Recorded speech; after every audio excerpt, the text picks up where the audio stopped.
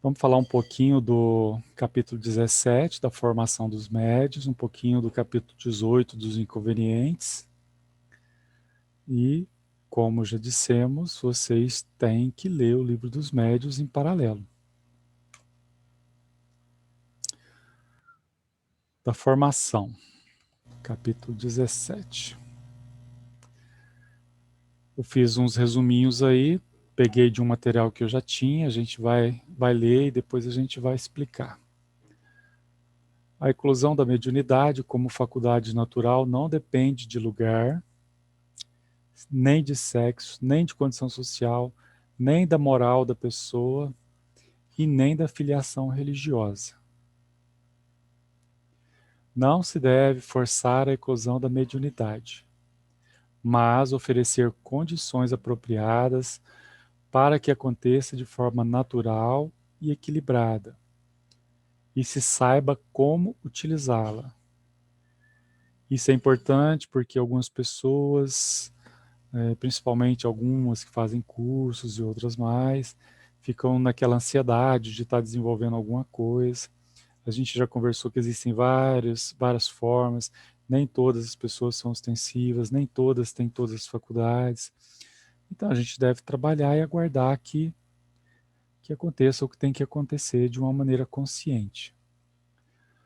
Quando aflora sem o preparo devido do médium, é preciso orientá-lo para que discipline os fenômenos e empregue aquele tipo de mediunidade de uma forma acertada. Não se deve colocar em trabalho mediúnico quem apresente perturbações. Mas primeiro é preciso ajudar a pessoa a se equilibrar psiquicamente por meio de passes, vibrações e esclarecimentos doutrinários. Essa recomendação ela vale tanto para o médium iniciante, para que ele não inicie os trabalhos, fique ali no aprendizado, no equilíbrio, nos estudos, quanto para aquele que já trabalha há bastante tempo, mas que por algum motivo ou outro que a gente sempre tem no nosso cotidiano, naquele dia ele está um pouco desequilibrado. Então, naquele dia, ele deve cuidar de outras tarefas, porque ele pode desarmonizar a corrente ou ele mesmo pode estar sofrendo alguma coisa, né, com esse desequilíbrio dele. Ele vai trazer alguns colegas que vão desequilibrá-lo. Conforme o caso, recomenda-se visita ao médico, porque a perturbação muitas das vezes é física. Aí nós entramos naquelas peneiras que a gente fala, né? Nem tudo é espiritual. A maior parte pode ser física ou pode ser emocional. Então, antes da gente tentar buscar uma resposta espiritual, a gente deve passar pelas peneiras antes. Para o desenvolvimento da mediunidade, somente deve ser encaminhado quem esteja saudável, equilibrado, doutrinariamente esclarecido e conscientizado. Então, com relação à saúde física e mental, nós já comentamos. Com relação à questão doutrinária, tem os livros de Kardec e tem o Cohen, que é esse estudo que nós estamos fazendo aqui agora, e é importante a questão da conscientização para saber o que está fazendo. Sinais precursores. Os sinais que indicam mediunidade são muitos e variados. Geralmente, a mediunidade fica bem caracterizada quando há comprovada vidência e audição no plano fluídico. Então, aquelas pessoas que elas não sabem nem o que é mediunidade e nem o que é espiritualidade, mas que comprovadamente elas estão vendo espíritos, estão ouvindo espíritos, então não temos dúvida de que ela realmente tem o dom mediúnico respectivo. Se dá transe psicofônico e psicográfico. São aquelas incorporações onde você transfigura o rosto, a voz e tudo mais. Então, se a pessoa está dando passagem para alguma entidade e você vê que aquilo não é anímico, também não tem dúvida com relação ao tipo de mediunidade. Quando há produção de efeitos físicos, fenômenos sonoros, luminosos, de movimento de objetos, onde a pessoa se encontra. Aí são aquelas batidas que a gente já viu que alguns espíritos levianos usam do fluido do médium para começar a fazer barulhos, movimentar objetos. Nem sempre é fácil e rápido distinguir as manifestações mediúnicas, quando em seu início, das perturbações psíquicas. O que ele está dizendo aqui é que às vezes a pessoa pode confundir a comunicação com os espíritos com alguma perturbação mental que ela tem. Eis alguns sinais que, se não tiverem causas orgânicas, podem indicar que a pessoa tem facilidade para percepção de fluidos ou para desdobramento, que favorece o transe, ou que está sob atuação de algum espírito. A sensação de presenças invisíveis, né? Às vezes a gente não vê, mas a gente sente que tem alguma coisa. Os médiuns intuitivos, que têm clarividência intuitiva, ou alguma coisa assim, esses têm isso muito forte, muito claro. Sono profundo demais, desmaios, síncopes, síncope é desmaio também, sensações ou ideias estranhas, mudanças repentinas de humor, crise, choro. Então, quando você começa a se comportar de uma forma que não tem nada a ver com o que está acontecendo, com alguma situação que você passou, com alguma situação que alguém te falou alguma coisa, então vocês começam a desconfiar que aquilo não é de vocês. Já é o início de uma incorporação, pode ser boa ou não. Sensação de inchar, né, que é o balonê, dilatar nas mãos, pés ou em todo o corpo, causado por desdobramento espiritual. Para quem faz projeção, sabe esses sintomas aí. A gente começa a expandir, é como se a gente estivesse inchando, como se o corpo fosse inflando, tipo um balão. Adormecimento, formigamento nos braços e pernas. Para quem principalmente faz psicografia, está começando, esses formigamentos são comuns. Arrepios como frio, tremor, calor, palpitação, que não tem nada a ver com o clima de onde vocês estão. Como desenvolver a mediunidade? Do ponto de vista espírita, desenvolver a mediunidade não é apenas sentar-se à mesa e dar comunicações. É, antes de tudo, apurar e disciplinar a sensibilidade espiritual, a fim de tê-la nas melhores condições possíveis de manifestação, e aprender a empregá-la dentro das melhores técnicas, visando as finalidades mais elevadas. Esse ponto aí diz para a gente o seguinte, que independente de você ser ostensivo desde que você saiu das fraldas, a todos os tipos de mediunidades, eles se desenvolvem com a prática e eles devem ser acompanhados de estudos para que você use as técnicas da melhor maneira possível. Sem essa educação, esse preparo para o correto exercício da mediunidade, o médium poderá fazer mau uso da sua faculdade, provocar situações difíceis e desagradáveis para si e para aqueles que o cercam. O desenvolvimento abrange providências de natureza tríplice. A primeira é a doutrinária, onde o médium precisa conhecer a doutrina para compreender o universo, a si mesmo, a outros seres, como criaturas evolutivas regidas pela lei de causa e efeito. E aí, nesse aspecto, a gente foi um pouquinho além de Kardec, porque a gente acrescentou nesses estudos dele aqueles temas complementares, né?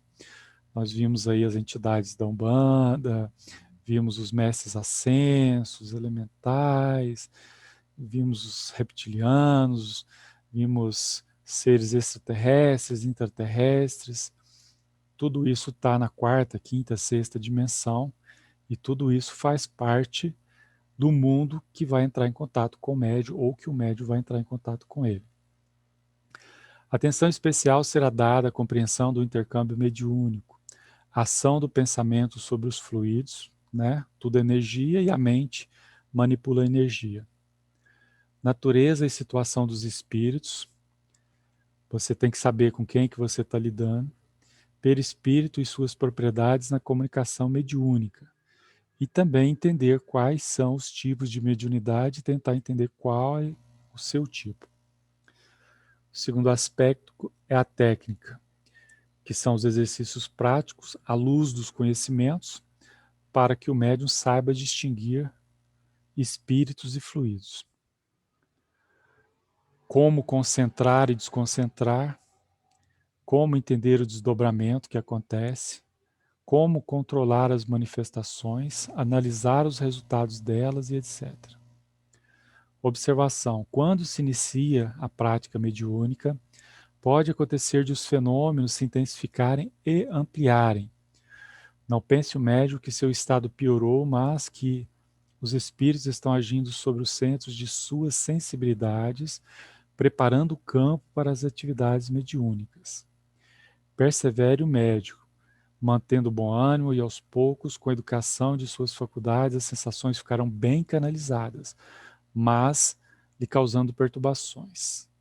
Essa observação quer dizer para a gente que algumas sensações de desequilíbrio a gente pode piorar elas no começo, até que a gente possa entendê-las e controlá-las, e que depois isso vai passando aos poucos, vai diminuindo. Terceiro aspecto, que é o aspecto moral, importantíssimo para quem quer desenvolver a mediunidade. Não é preciso guardar a santidade e o mais perfeito equilíbrio para exercitar a mediunidade. Ou seja, nem os espíritos que se comunicam com a gente são santos. Então a gente também não precisa se preocupar em querer ser santo para poder começar um trabalho mediúnico. E nem também precisa querer que a gente seja como o Buda, né, que teve aquela elevação, iluminação, para a gente sair de casa e ir para um centro, para um terreiro, para poder trabalhar. Mas a gente precisa ter um mínimo aí da questão moral e do equilíbrio para a gente estar indo para um trabalho. Basta um razoável equilíbrio psíquico, um sincero esforço para o bom proceder, aliados a algum preparo doutrinário em centro espírita, que seja ambiente propício e seguro. Então, existem locais onde são seguros e propícios para as manifestações mediúnicas. Dentro de casa não é lugar ideal para isso. O esforço pela reforma íntima é indispensável. Esse ponto é interessantíssimo, porque conforme a gente vai trabalhando, a gente vai entendendo a importância da reforma íntima, até para poder sintonizar com espíritos mais elevados, a fim de que nos libertemos de espíritos perturbadores e cheguemos a ter sintonia com os bons. A orientação cristã leva-nos à vigilância, oração, boa conduta, caridade com o próximo, que atrairá para nos assistir aqueles espíritos superiores. É a boa moral que dá ao médium a segurança do trabalho. Dos inconvenientes. Preceitos, preconceitos e realidade. Após receber vários ataques de fraudes às manifestações demoníacas, surgem novos opositores que não discutem quanto à existência do fenômeno, mas achando que a prática da mediunidade, para quem a pratica, poderá levar a caminhos perigosos. Sabemos que quem pratica mediunidade com imprudência, sem estudo, sem preparo, sem método de preparação anterior ao início, que seja um método eficaz, usando da prática para diversão e não para motivos sérios, atrairá para si elementos inferiores do mundo invisível, sofrendo influências negativas. Em todas as coisas que se faça ou que se experimente, é preciso que se tenha precaução.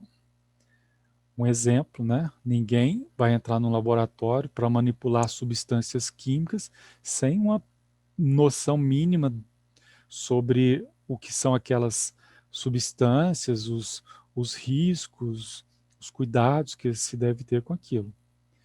E também não existe nada no mundo, conforme o uso que se faça, que não pode ser considerado bom ou mal. Então, o bom e o mal depende muito do conceito.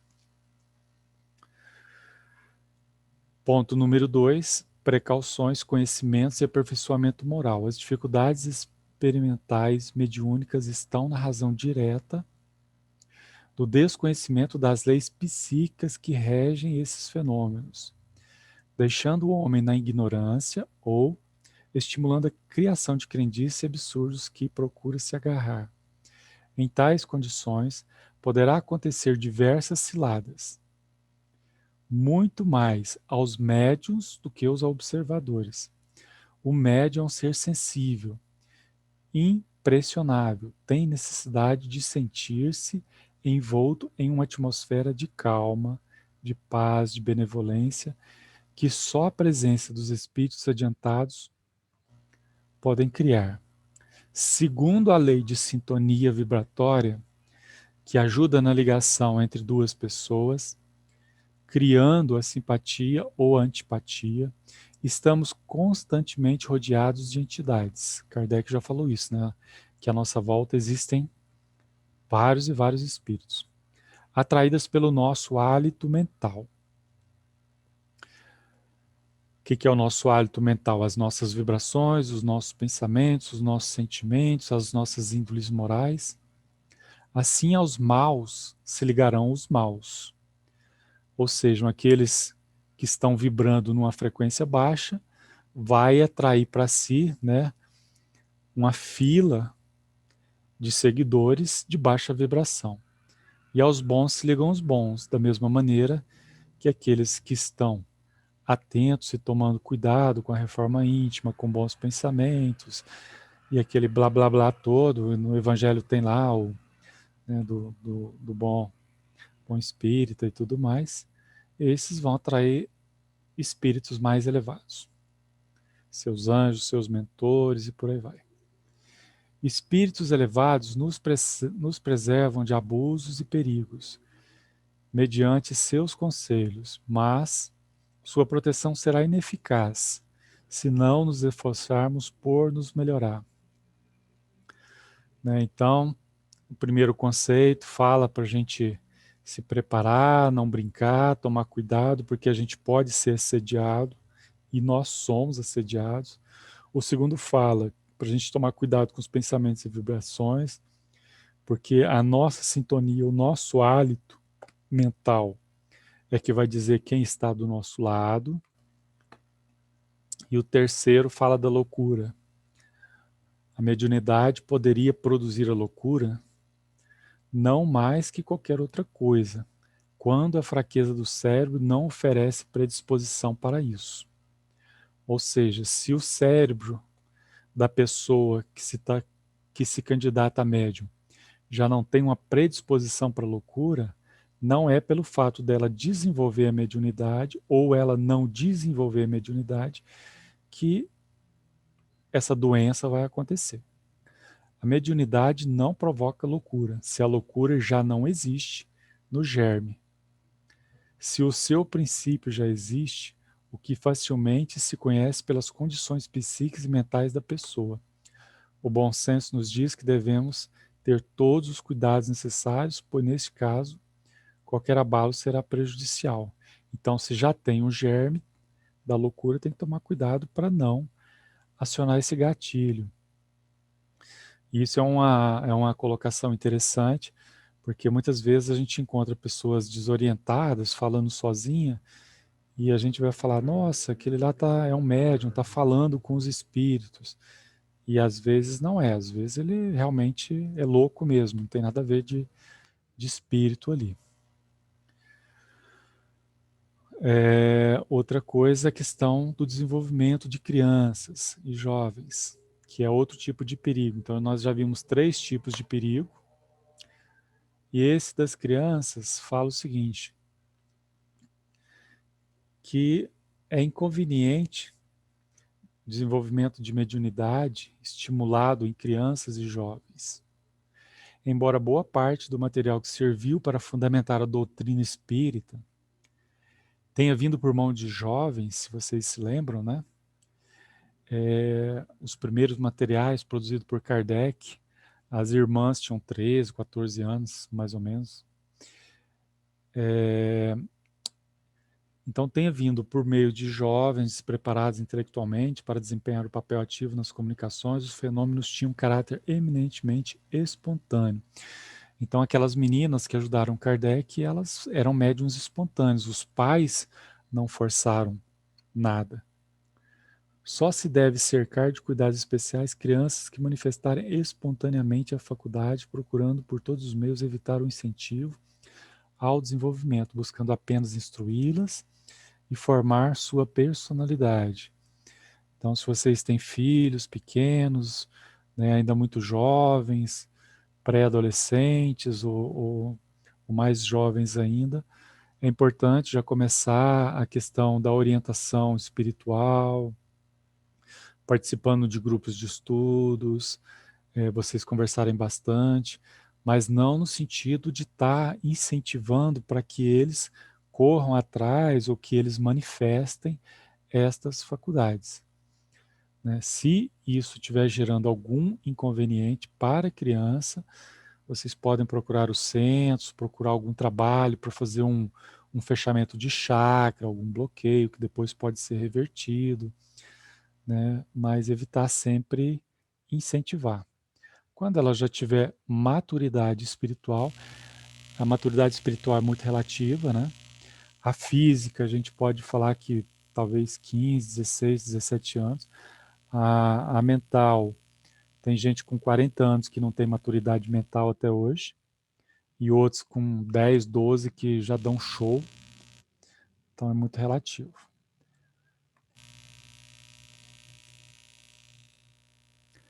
Uma das frases que Buda deixa pra gente, né? Você não tem uma alma. Você é uma alma. Você tem um corpo. Muito legal isso, né? Porque isso é uma visão de uma pessoa altamente espiritualista, né? Onde ela entende que o corpo é uma roupa.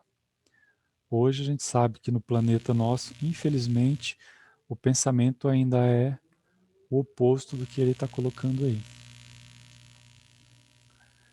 Bom, aí tem o nosso amigo Joinha, a gente encerra. O material hoje foi